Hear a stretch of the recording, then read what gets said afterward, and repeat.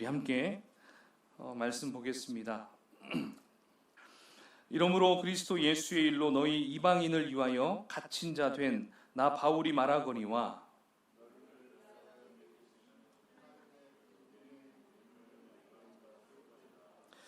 곧 계시로 내게 비밀을 알게 하신 것은 내가 먼저 간단히 기록함과 같으니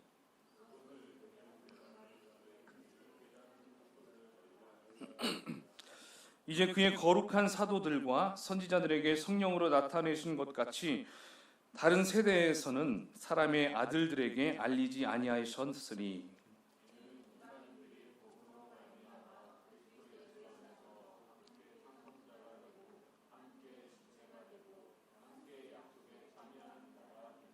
이 복음을 위하여 그의 능력이 역사하시는 대로 내게 주신 하나님의 은혜의 선물을 따라 내가 일꾼이 되었노라.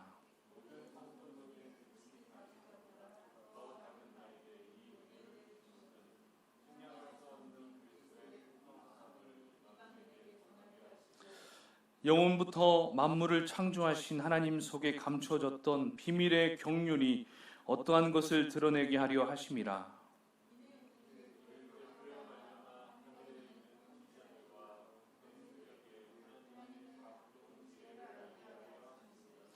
곧 영원부터 우리 주 그리스도 예수 안에서 예정하신 뜻대로 하신 것이라.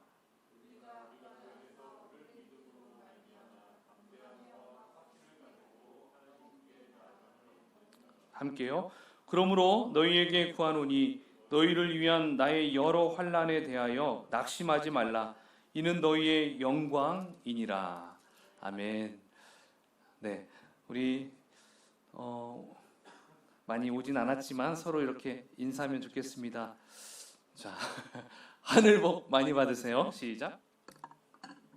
사람이 많이 올 때와 또 적게 모일 때 차이가 좀 있는데요.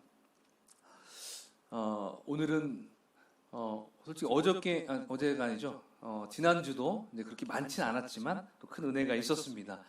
저는 동일한 은혜가 쏟아질 줄 믿습니다. 믿으시죠? 네. 요즘에 새벽에는 한 10명 정도 이렇게 계속 나오고 있어요. 감사하죠. 수요 예배는 점점 줄어들고 있어서 큰일 났다. 외부에서도 이제 잘 안 오시고 해서 어쨌든 우리가 좀 분발하고 기도해야 되지 않을까 생각을 해봅니다. 자, 어쨌든 오늘 말씀은요, 드러난 비밀. 비밀은 드러나지 않아야 되는데 이 비밀이 이제 드러나고 있는 것을 우리가 한번 말씀을 통해서 은혜를 나눴으면 좋을 것 같아요. 우리가 세상을 살아가다 보면 어떤 식당이든 기업이든 어떤 탁월한 그런 곳이 있어요. 그렇죠? 그런 곳에는 이렇게 숨겨진 비밀들이 다 있는 걸 볼 수가 있습니다. 특별히 기업들은 어떻습니까? 어떤 신기술이 있을 때 그것을 드러나지 않게 하기 위해서 철저히 보완하는 그런 작업을 많이 하는 걸 볼 수가 있습니다. 또 식당 중에 맛집 같은데 가서 보면 그 비법을 잘 전수하지 않습니다. 어떻게 해서든지 꼭꼭 숨겨놓죠. TV에서 나오는 그런 맛집도 다는 보여주는 것 같은데 마지막 비법은 공개하지 않는 것을 볼 수 있죠. 절대 그걸 공개하면 장사가 다 이제 다른 데로 알려지기 때문에 힘들어질 수 있으니까 끝까지 지키는 걸 볼 수 있습니다. 그래서 이 세상은 비밀의 전쟁이다 이렇게도 말을 할 수가 있어요. 똑같은 일인 것 같은데 전혀 다른 결과를 만들어내는 그 비결이 바로 비밀에 있기 때문에 그렇죠. 그래서 비밀을 깨달은 자와 또 깨닫지 못한 자는 그 결과의 차이가 정말 하늘과 땅 차이다라고 말을 하기도 합니다. 그래서 우리 인생은 열심히 하는 것도 중요하지만 우리가 비밀을 깨우치는 것이 참 더 중요한 것 같습니다. 그래서 바울 서신서, 특히 에베소서 또 골로새서 이런 서신서를 보면 거기에 비밀이라는 단어가 참 자주 등장하는 걸 볼 수 있어요. 자, 과연 바울은 어떤 비밀을 깨달았기에 그 비밀을 다른 사람들에게 지금 알려주고 싶어 했을까? 참 신기하죠? 이걸 혼자만 간직하고 싶을 수 있는데 이 바울은 이 비밀을 어떻게 해서든지 알리려고 지금 노력을 막 하고 있는 것을 볼 수 있어요. 지금 그가 감옥에 갇혀 있음에도 불구하고 이것을 빨리 알리고 싶어서 지금 편지를 통해서 쓰고 있죠. 그게 바로 3절과 4절인데요. 우리 같이 한번 읽어볼까요? 3장 3절 4절 시작. 곧 계시로 내게 비밀을 알게 하신 것은 내가 먼저 간단히 기록함과 같으니 그것을 읽으면 내가 그리스도의 비밀을 깨달은 것을 너희가 알 수 있으리라. 아멘. 자, 그러면 사도 바울이 지금 비밀을 알려주려고 하는 그게 무엇인 것 같습니까? 바로 그 비밀은 그리스도의 복음을 의미합니다. 그리스도의 복음. 이 비밀은 오랫동안 감추어져 있었던 것인데 이제 모든 성도들에게 어떻게 됐다고 합니까? 나타났다. 이렇게 말씀하고 있어요. 그러니까 비밀은 비밀인데 성도들에게 드러나 다 알려진 비밀이다. 이렇게 말씀하고 있죠. 사실 하나님은 이제 비밀을 더 이상 감추지 않고 드러내시기로 작정을 하셨다는 거죠. 원래 비밀은 절대로 밖으로 알려지지 않도록 하는 것이 비밀인데 하나님은 그 반대로 그 비밀을 드러내는 것이 목적인 것으로 볼 수 있습니다. 그러니까 이 모든 사람들이 이 비밀을 알기를 원하신 분이 바로 먼저는 하나님이셨다라는 것입니다. 여러분 어렸을 때 요즘에 소풍 가면 보물찾기를 하는지 모르겠지만 어렸을 때 여러분 보물찾기 경험 다 있으시죠? 그때 초등학교 1, 2학년, 3학년 그 어린아이들한테 이제 보물을 찾게 하기 위해서는 선생님들이 좀 꼭꼭 숨겨놓습니까? 아니면 살짝 보이게끔 숨겨놓습니까? 좀 보이게끔 하죠. 교회에서도 그러잖아요. 애들 못 찾으면 굉장히 또 그 뒤를 뒷감당하기 힘드니까 어떻게 해서든지 보이는 느낌으로 보일 수 있도록 이렇게 좀 그런 것들을 좀 이렇게 힌트를 주면서 이렇게 숨기는 거 볼 수가 있어요. 그러니까 이 보물찾기도 숨기는 것이 목적이 아니라 바로 선물을 주기 위한 목적으로 이렇게 보물찾기를 하는 걸 볼 수가 있습니다. 자, 그렇다면 여러분 이 성경에서 나오고 있는 이 에베소서에서 나오고 있는 그 비밀의 핵심은 무엇일까요? 그 핵심은 바로 6절과 9절에 나오고 있는데 먼저 6절을 한번 같이 읽어보도록 하겠습니다. 시작. 이는 이방인들이 복음으로 말미암아 그리스도 예수 안에서 함께 상속자가 되고 함께 지체가 되고 함께 약속에 참여하는 자가 됨이라. 자, 9절 시작. 영원부터 만물을 창조하신 하나님 속에 감추어졌던 비밀의 경륜이 어떠한 것을 드러내게 하려 하심이라. 아멘. 자, 읽으면서 여러분 이해가 좀 되십니까? 비밀. 자, 골로새서에 보면 또 이 비밀에 대해서 나오는데요. 한번 같이 한번 읽어볼까요? 이 비밀. 그 다음 거 한번 보여주시죠. 시작. 이 비밀은 만세와 만대로부터 감추어졌던 것인데 이제는 그의 성도들에게 나타났고. 아멘. 자, 여러분 지금 무슨 이야기를 하고 있는 것입니까? 바로 한마디로 그리스도의 복음, 예수 그리스도의 복음을 의미합니다. 그러니까 이 복음은 유대인들이 생각할 때는요, 본인들에게만 주어지는 축복, 선물로만 생각했어요. 여기서 유대인들은 선민들 얘기하죠. 이스라엘 백성들. 그런데 이제 그 복음이 유대인만이 아니라 이방인들에게도 드러났다는 것입니다. 이게 비밀이라는 것이죠. 바로 이 말씀이 오늘 우리에게는 어떻습니까? 당연하게 생각할 수 있어요. 그렇죠? 그 복음이 우리가 지금 이렇게 배우고 말씀을 읽고 또 찬송으로 고백하고 하는 것들은 어쩌면 그냥 당연하게 생각할 수가 있는 부분입니다. 근데 여러분 유대인들의 관점에서는요, 전혀 달라요. 지금도 역시 유대인들은 이 하나님에 대한 그 선민 사상이요, 정말 어떻게 막을 수가 없어요. 예. 그들은 철저히 우리를 지금도 이방인으로 여겨요. 자신들이 아닌 다른 민족들은 솔직히 다른 동물로 여긴다는 것입니다. 같은 사람으로 취급하지 않는 것이 바로 유대인들의 관점이라는 것입니다. 여전히 하나님은 유대인만을 선택하고 사랑한다, 이렇게 여긴다는 것입니다. 그래서 이런 주의를 무슨 주의라고 합니까? 유대주의, 또 민족주의, 이렇게 이야기를 하죠. 우리가 구약 성경에서 이 민족주의, 국수주의를 가장 잘 나타냈던 선지자가 누구였습니까? 바로 요나죠. 요나가 하나님이 그 아수르를 이제 멸망시킬 것이다. 너는 가서 그 땅에 가서 회개를 선포해라. 그래서 어디로 가라고 했습니까? 아수르로, 여기 느느웨로 가라고 했죠. 아수르의 수도 느느웨로. 근데 요나가 어디로 도망갑니까? 다시스로 도망가서, 결국엔 하나님이 막 물고기 속에 들어갔다가 나왔다가 했다가 가지고 회개시켰다가 보냈죠. 근데 거기에서 막 크게 외친 게 아니죠. 그냥 들으려면 들어라. 야, 너희들 이제 곧 있으면 하나님이 멸망시킨다. 회개하려면 하고 말라면 말하라. 이런 식으로 했어요.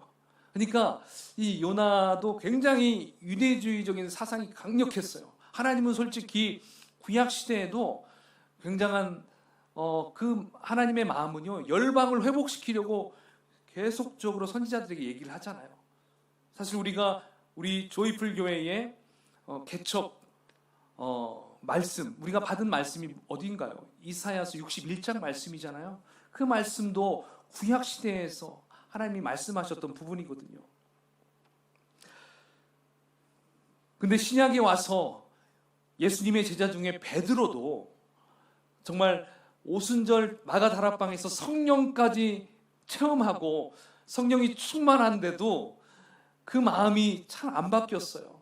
그러니까 하나님이 오죽했으면 꿈속에서 부정한 그 벌레들을 잡아먹으라고 막 했어도 어떻게 했습니까? 도저히 못 잡아먹는다고 하잖아요. 여러분, 왜 그걸 먼저 꿈에 보여줬습니까? 고넬료의 집에 가서 그에게 복음을 전해주려고 했기 때문에 그걸 먼저 보내줬는데도 그는 정말 그 마음을 돌이키지 못했어요.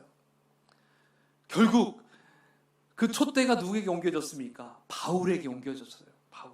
여러분, 사실 바울도 처음에는 어떤 사람이었나요? 정말 유대주의적인 사람이었고요. 그리고 바리새인이었잖아요. 철저히 예수님을 믿는 자들은 죽이기도 하고요. 죽이는 것을 막 선동했고요. 그리고 굉장한 핍박을 가했던 사람이 바로 바울이었습니다. 그때는 사울이라고 했죠. 그러나 바울이 회심하고 나서 그는 이제 분명한 하나님으로부터 부르심을 받게 됩니다. 그가 어떤 목적으로 받게 됩니까? 바로 이방인들을 위한 선교사로서의 그런 부르심을 받게 됩니다. 그래서 바울은 유대인만이 아니라 바로 이방인을 포함하는 것, 유대 민족만의 하나님이 아니라 열방의 하나님이라는 그 사실을 이제 사람들을 만나면서 선포하게 되는 것이죠. 그래서 바울의 이 비밀에 대한 깨달음이 이제 그 이스라엘에서만 국한된 것이 아니라 이제 열방으로 복음이 퍼져나가게 하여서 바로 지금 오늘날 우리에게까지 그 복음이 전달되었고 흘러온 것을 여러분 믿으시기 바랍니다. 바울의 그러한 헌신, 그러한 일꾼으로서의 부르심 때문에 이렇게 된 것 같아요. 자, 이제 바울은 이 비밀을 깨닫고 가만히 있을 수가 없었던 것입니다. 이 비밀을 깨달은 자는 이제 복음의 일꾼, 복음의 사명자가 된다라고 오늘 말씀에서 하고 있어요. 7절 보십시오. 한번 7절을 같이 한번 읽어볼까요? 시작. 이 복음을 위하여 그의 능력이 역사하시는 대로 내게 주신 하나님의 은혜의 선물을 따라 내가 일꾼이 되었노라. 아멘. 여러분, 일꾼이라는 말이 어떻게 보면 그냥 노예라고 생각할 수도 있을 수 있지만 여기에서 일꾼은 그런 의미가 아니에요. 바로 집사 직분이에요. 섬기는 자. 예. 그리고 하나님으로부터 명령을 하달받은 자. 예. 이러한 굉장한 직분을 받게 되었다는 것입니다. 그래서 복음의 사명자로서 이 사도 바울이 이제 열방을 향하여 나아가게 되는 것입니다. 자, 여기에서 중요한 것은요, 그 비밀을 내가 깨닫게 된 것이었습니다. 사실 사도 바울이 이렇게 그 비밀을 깨닫게 되었던 것은 그 이전에 계속적으로 이 비밀에 대해서 얘기를 했었어요. 그런데 많은 사람들, 많은 선지자들은 그 비밀을 들었지만 그 비밀에 대해서 어느 정도 알고 끝냈어요. 근데 깨닫고 그걸 완벽하게 이해하지 못했던 것입니다. 또 시대가 예수님이 오시기 이전이기 때문에 또 그럴 수도 있어요. 그런데 이제 사도 바울은 예수님이 오셨고 돌아가셨고 부활하시고 승천하신 후에 하나님 우편에 앉아 계신 어떤 그러한 시대적인 상황에서 이제 하나님이 보여주시는 그 말씀이 어떻게 됩니까? 열려졌어요. 완전히 다 개방시키시고 그것을 깨닫게 해주셨어요. 바로 이제 사도 바울은 그 말씀을 봄으로 인해서 이제 완벽하게 깨닫게 된 것이죠. 그래서 3장 1절부터 보면 바울은 이렇게 이야기합니다. 나 바울이 또 내게 주신 하나님의 그 은혜 2절 그리고 3절에 보면 내게 비밀을 알게 하신 것은 이렇게 계속 1인칭으로 말하고 있거든요. 그러니까 이것은 누군가를 통해서 간접적으로 깨달은 것이 아니라 바울이 직접 말씀을 통해서 깨닫게 되었다. 이것을 지금 말씀해주고 있다는 것입니다. 자, 이제 4절에서는 자, 이렇게 말씀하고 있어요. 자, 4절 말씀을 한번 읽어볼까요? 4절 시작. 내가 그리스도의 비밀을 깨달은 것을 너희가 알 수 있으리라. 자, 그것을 읽으면 내가 그리스도의 비밀을 깨달은 것을 너희가 알 수 있다. 자, 여기에서 이 말씀의 의미는 뭐냐면 내가 이것을 읽었는데 내가 깨달았거든. 너희들도 읽으면 깨달을 수 있어. 내가 깨달았으니까 너희들도 깨달을 수 있어. 지금 이렇게 말씀해주고 있는 거예요. 누구든지 말씀을 깨달을 수가 있다. 누구 특별한 사람만 깨닫는 것이 아니다. 이것을 지금 바울이 얘기해주고 있어요. 자, 그리고 8절에서는 이렇게 나오죠. 자신을 모든 성도들 중에 지극히 작은 자보다 더 작은 자다. 자, 여러분, 모든 성도들 중에 지극히 작은 자 하면 뭐예요? 최상급 표현이거든요. 문법적으로 얘기하면. 그런데 그 작은 자 중에 더 작은 자. 그러니까 비교급을 한 번 더 썼어요.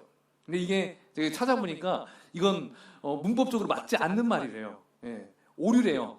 근데 사도 바울이 이렇게까지 할 정도로 문법에 오류를 시킬 정도까지 본인이 낮아져서 낮추는 그런 자신을 소개하고 있는 것을 볼 수 있는데 왜 이렇게까지 자신을 낮출 수 있을까요?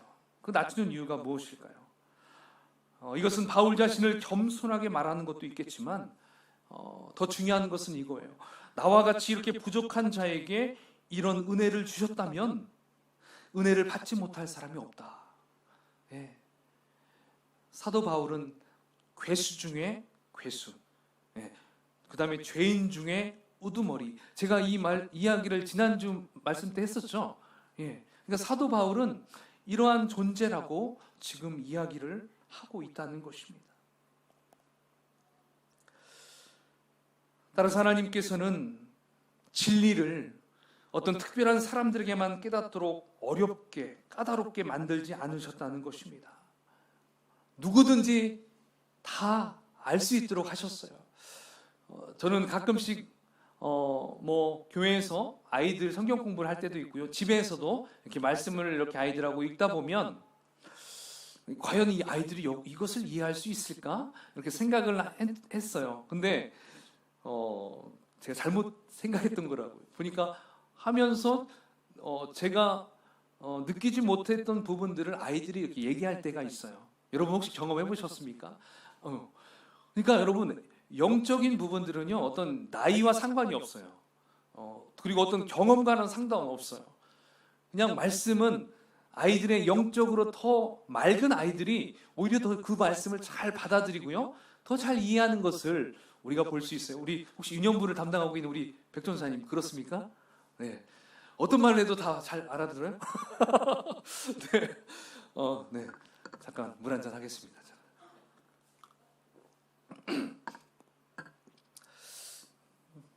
그렇습니다. 그러니까 기독교의 진리는 공부를 많이 했다고 알아듣는 게 아니에요. 솔직히 막 박사, 뭐 막 학벌 높은 사람들, 예, 그런 사람들한테 아무리 복음을 얘기해도 정말 안 들어가는 사람 안 들어가요. 그렇죠? 논리적으로 막 이렇게 얘기를 해도 안 들어가요. 신기해요. 똑똑하면 들어야 되는데, 근데 오히려 똑똑하지 않은 것 같이 보이는 그런 분들이 그런 아이들이 복음을 얘기했을 때 그 복음을 잘 받아들이는 것을 볼 수가 있다는 것이죠. 따라서 복음은 어려운 것이 아닙니다. 누구라도 이해할 수 있는 것이 바로 하나님의 복음이라는 것입니다. 중요한 것은 내가 깨달은 진리가 내 인생을 바꾼다는 거예요. 남에게 주어들은 정보와 직접적으로 내가 깨닫게 된 비밀하고는 다른 거예요. 그래서 설교를 많이 듣는다고 해서 인생이 바뀌는 게 아니더라고요. 말씀을 들으면서 또는 읽으면서 어느 순간 이 말씀이 내 머리 쫙 들어올 때가 있어요. 레마라고 하잖아요. 그래서 그 말씀이 나의 심령을 막 두드려요. 그러면 그 말씀이 나를 지배하게 돼요. 그러면 내 인생이 바뀌게 되죠. 혹시 여러분 그러한 경험 해보셨습니까? 그러한 경험을 다 하셨기 때문에 이 자리에 앉은 줄 믿습니다. 아멘이시죠? 정말 그 말씀이 나의 삶을 완전 바꿔놓은 거예요. 내가 어떤 유명한 목사님의 말씀을 많이 들어서 바뀐 게 아니고 내가 말씀을 직접 찾아서 읽다 보니까 그 말씀이 생명이 되고 살아있는 놀라운 그 운동력이 되어서 나의 모든 죄된 것을 막 드러나게 하시고 거기에서 회개가 일어나게 하는 것을 우리는 다 경험했을 것입니다. 따라서 같은 신자라도 이런 데서 큰 차이가 나요. 신앙의 세계 속에서는 바로 나만의 비밀이 있어야 돼요. 하나님과 나만이 알 수 있는 그런 비밀. 그 비밀을 여러분 하나씩 좀 다 간직했으면 좋겠어요. 그래서 내가 그 비밀을 발견하고 내가 깨닫고 내가 경험한 그 신앙의 세계, 이게 정말 중요한 것입니다. 그래서 신앙은 개인적인 거예요. 개인적인 거. 나의 주, 나의 하나님, 이런 개인의 신앙의 고백이 정말 필요한 것입니다. 물론 공동체도 중요하지만 그 안에 개개인의 신앙, 하나님과 나와의 1:1 그 관계가 더 중요한 것을 여러분 꼭 기억했으면 좋겠어요. 우리가 잘 아는 말씀 중에 시편 23편 말씀, 여호와는 나의 목자시니 내가 부족함이 없으리로다. 여러분 이 다윗의 고백 아시잖아요. 이 신앙은 굉장히 개인적인 그 다윗의 신앙의 고백이었어요. 근데 그 고백이 이제 우리의 고백이 되어야 한다는 것이죠. 여호와는 나의 목자시니 내가 부족함이 없으리로다. 바로 이러한 하나님과의 그러한 경험, 하나님과의 그런 만남, 이런 것들이 쌓일수록 나에게 간증이 점점 많아진다는 것입니다. 그리고 나에게 쌓여진 나의 간증이 나의 인생을 바꾼다는 것입니다. 믿으십니까? 이 간증이 많을 때 누군가에게 어떤 성경의 이야기를 얘기해 주는 것보다 나의 간증을 얘기해 주는 것이 더 복음의 파괴력이 있는 걸 또 발견할 수 있을 거예요. 그러니까 여러분 우리가 개인적으로 하나님과의 그 만남을 통해서 이런 간증들을 계속적으로 좀 많이 가져갔으면 좋겠어요. 그래서 오래된 간증이 아니라 따끈따끈한 간증을 가지고 예, 우리 복음이 필요한 사람들에게 가야 되지 않을까 생각을 해봅니다. 그래서 인생의 힘은 이거예요. 비밀을 발견하는 것에 달려 있습니다. 겉으로는 비슷해 보이지만 들어가 보면 전혀 다른다는 것이죠. 그리고 비밀을 깨우친 사람과 그렇지 않은 사람은 하늘과 땅 차이라는 것이죠. 그리고 비밀을 깨달은 사람에게는 당연한 일이지만 또 깨닫지 못한 사람에게는 어떻게 보일까요? 그냥 구름 위에 있는 세계처럼 굉장히 희미하게 보일 수 있습니다. 그렇기 때문에 나의 삶을 움직이는 가장 핵심적인 힘은 내가 아는 것이 아니라 내가 깨달은 것이 내 삶을 움직이는 힘이 된다는 것, 여러분 기억하시기 바랍니다. 그래서 우리가 날마다 갈망해야 하는 것은 이거예요. 내가 말씀을 깨달아 아는 은혜를 구하는 것입니다. 주님, 내가 이 말씀을 분명하게 깨닫게 하여 주십시오. 그리고 이해하게 하여 주십시오. 그리고 하나님의 마음을 내가 알아가게 하여 주십시오. 이런 마음으로 기도하면서 우리가 성경을 보고 말씀을 듣고 또 기도를 해야 한다는 것입니다. 특히 하늘의 비밀을 깨달으면 내 인생의 가치를 그 비밀과 다 바꾸는 것이 돼요.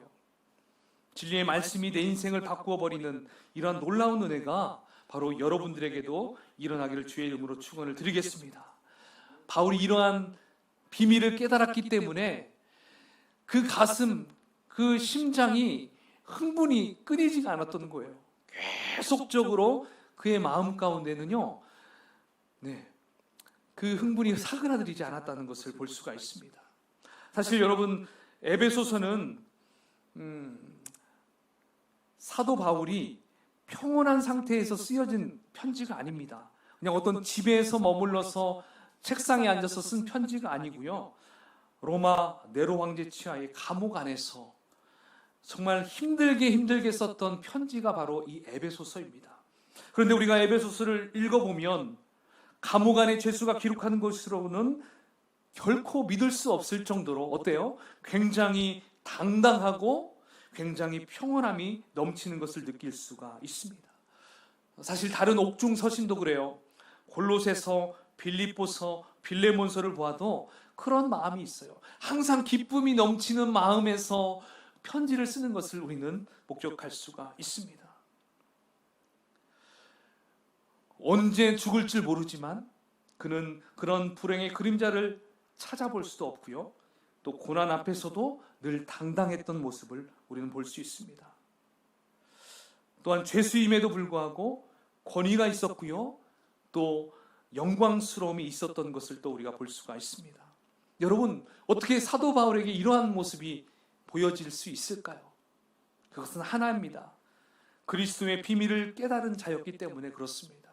또 하나님의 은혜에 사로잡혀 있었기 때문에 그는 그렇게 죽음을 두려워하지 않는 그런 평온한 기쁨이 있는 그런 모습을 계속 유지할 수가 있었던 것이죠.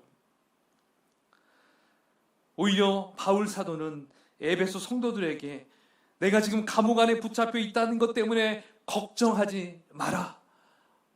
지금 잡혀 있는 것은 내가 로마의 죄수로서가 아니라 그리스도의 총으로 붙잡혀 있다. 지금 이것을 이야기해 주고 있다는 것입니다. 자, 그 부분이 오늘 본문 13절에 나오는데요, 우리 13절 말씀을 한번 같이 읽어보겠습니다. 시작. 그러므로 너희에게 구하노니 너희를 위한 나의 여러 환난에 대하여 낙심하지 말라. 이는 너희의 영광이니라. 아멘. 바울은 자신의 신변에 닥친 이 어려움이 불행이라고 여기지 않은 이유는 자신이 깨닫게 된 복음의 영광스러움을 알고 있었기 때문에 지금 이렇게 이야기를 하고 있는 것입니다.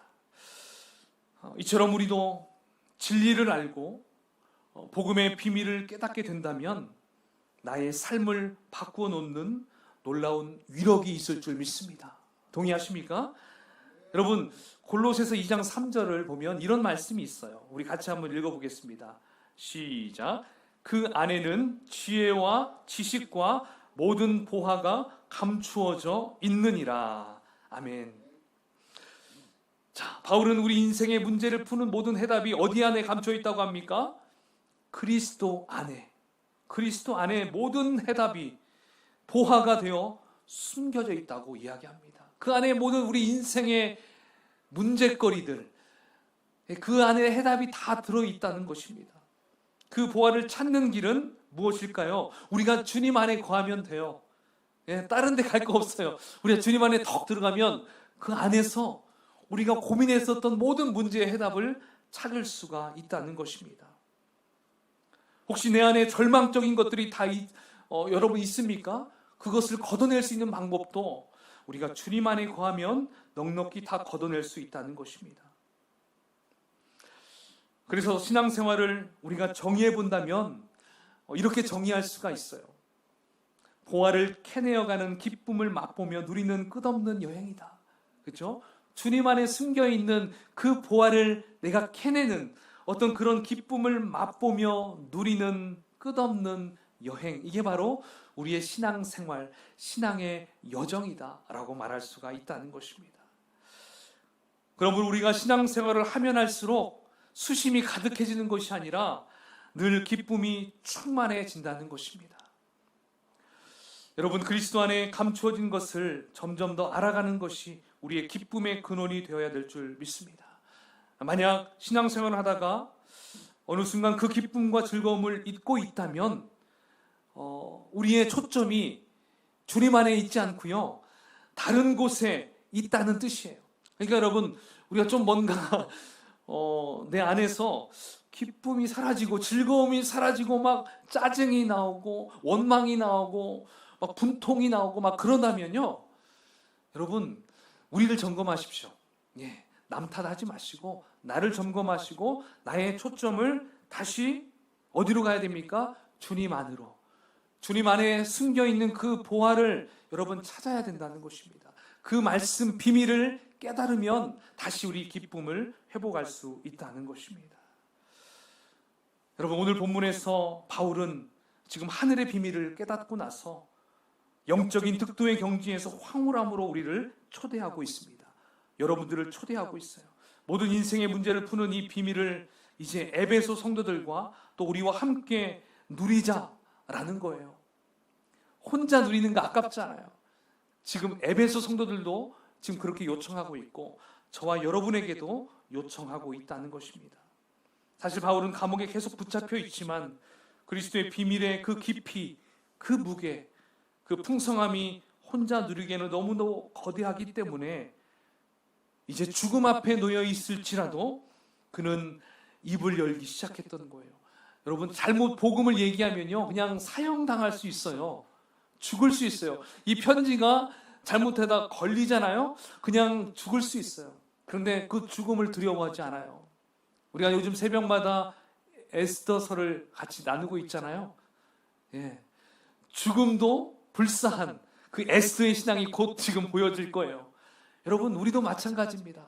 우리도 이제 주님이 오실 날이 가까이 오고 있는데 이제 우리가 앞으로는요, 신앙생활하는 것이 그리 만만치 않을 수 있어요. 어려울 수 있어요. 때로는 우리가 정말 생명을 걸고 지켜야 할 때도 올 수 있어요. 그때 여러분 어떻게 하겠습니까? 말씀을 붙잡으시기 바랍니다.